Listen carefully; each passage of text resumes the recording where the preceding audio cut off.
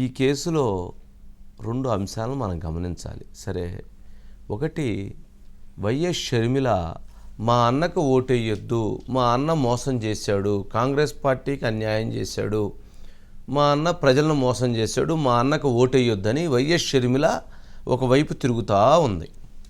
మరొక వైపు వైఎస్ సునీత మా జగనన్నకు ఓటేయొద్దు, మా జగనన్న పార్టీ వైఎస్ఆర్సిపి పార్టీకి ఓటు వేయొద్దు అని తాను ఈరోజు స్టేట్మెంట్ ఇచ్చింది ఢిల్లీ వేదికగా.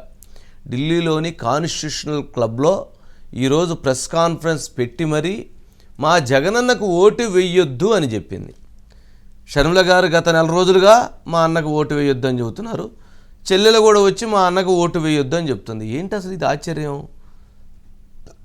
ఒక ఇంట్లో ఉన్నటువంటి 2 చెల్లెళ్ళు ఇద్దరూ కూడా మా అన్నకు ఓటు వేయొద్దు అని చెబుతున్నారు.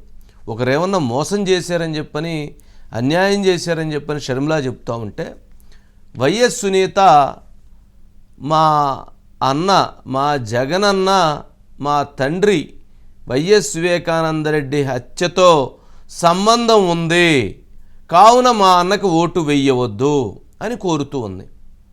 ప్రజా కోర్టులో తీర్పునివ్వండి అని ప్రజలు కోరుతుంది. ప్రజా కోర్టే మాకు న్యాయం చెయ్యాలి అని కోరుతుంది.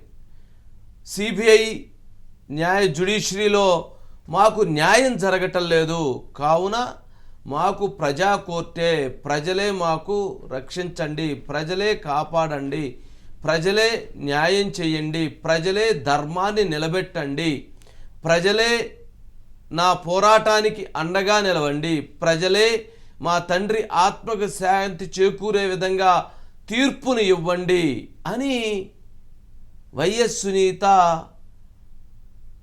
డిమాండ్ చేస్తుంది, ప్రజలను విజ్ఞప్తి చేస్తూ ఉంది, ప్రజలను కోరుతూ ఉంది, ప్రజలను ప్రాధేయపడుతూ ఉంది.